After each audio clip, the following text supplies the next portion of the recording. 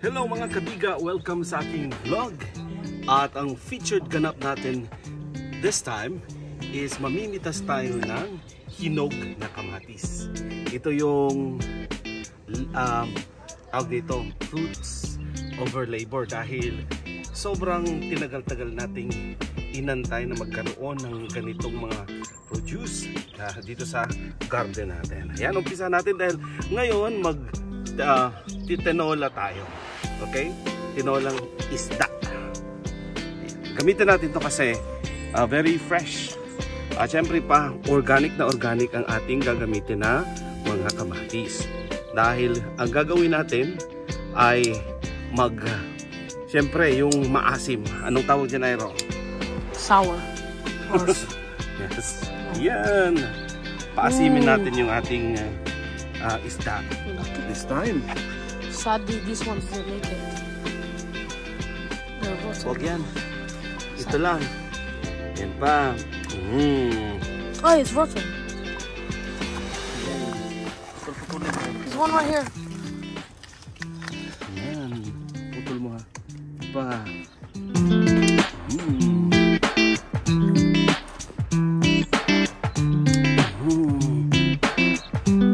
At saka ito. Ready?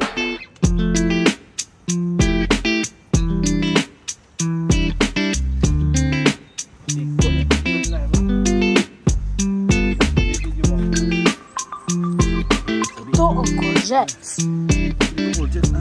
Yes, that's courgette. Siyempre pa, harvest natin yung kasi medyo malalaki na sila. At hinantay natin ang pagkakataong supply para i-harvest natin sila. Yan. Laki. Siyempre pa ito.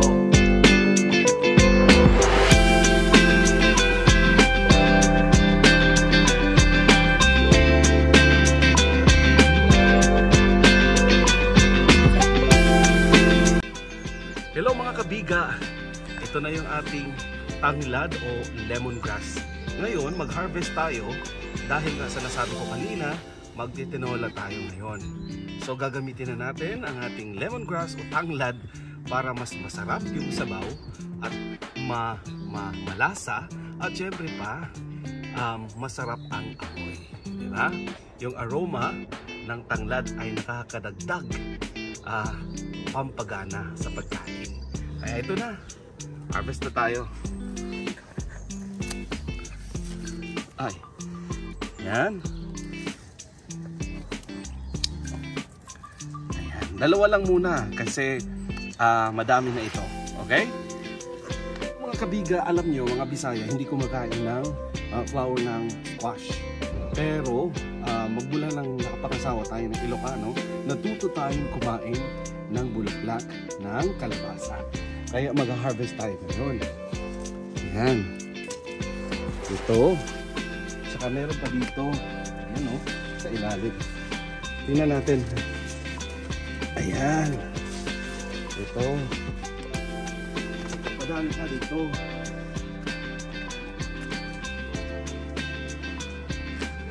Shot. Ito. Ayan. Bulaklak ng kalabasa. Sarap to. Okay. Ito. Ito.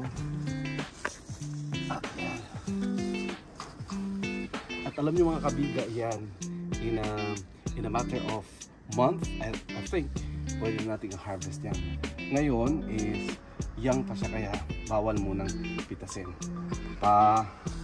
Okay, pa-mature muna natin. Ito yun ang napitas natin dito. Yan. Cut na. Ay, hindi pwede ito.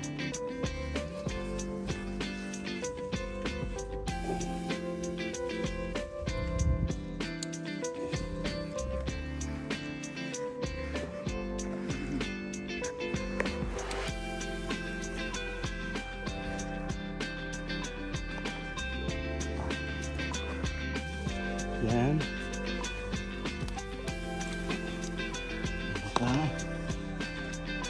Cut. Oh.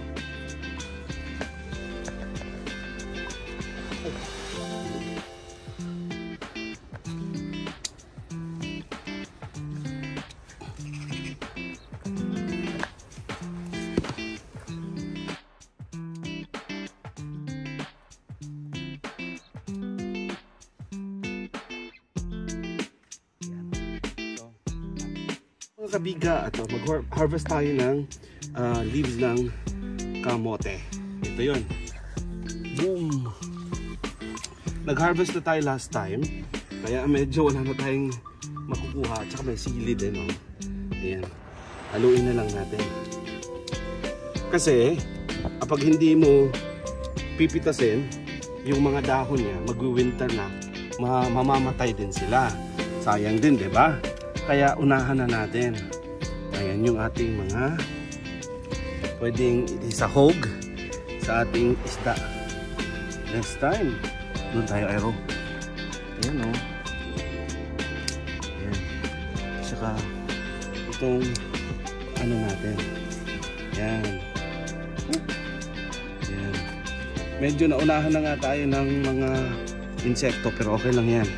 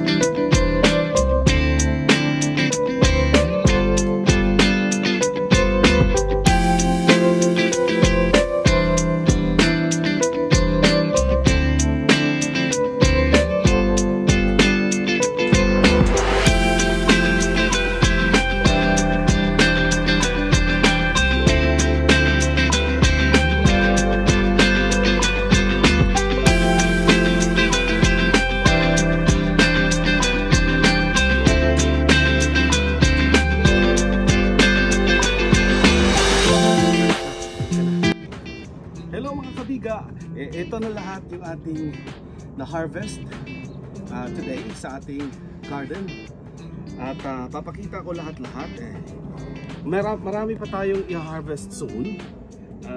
Momentarily, ito lang muna ang harvest natin kasi yung iba medyo malalaki na. Katulad nitong cucumber. Ayan, ang lalaki. Organic na organic yan. At syempre pa, meron tayo ditong mga kamatis. Ayan, madaming kamatis. Okay. At meron din tayong sibuyas. Ayan. At saka meron tayong leeks. Ayan. May leeks tayo. Ayan, leeks ito. Ito. Mga leeks yan. Ayan. Leeks yan. At saka meron din tayong lemongrass. Ayan. Lemongrass tanglad. Okay. At syempre pa, nandito din ang basil. Ayan. Medyo may mga lupa-lupa dahil umulan. Okay, natalsikan ng lupa. Pero mamaya hugasan natin yan. At meron din tayo ditong sweet potato leaves. Kamote tops. Ayan.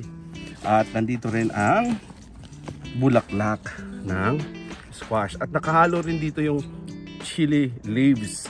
Dahil magtetinola tayo, masarap ito. Ayan. Okay? Yan lamang po mga Kalabstars at maraming salamat sa inyong panunood. Hanggang sa susunod, abangan nyo ang pag-harvest natin ng mga gulay dito po sa ating garden. Kaya nga ini-inspire ko ang lahat ng mga OFWs. Kahit po nasa ibayong dagat tayo, pwede po tayong magtanim. Kaya huwag kalimutan, kung may gustong gawin, may paraan. Diba? So maghanap tayo ng paraan para makakain tayo ng fresh at organic na galing po sa ating garden sa likod ng ating bahay.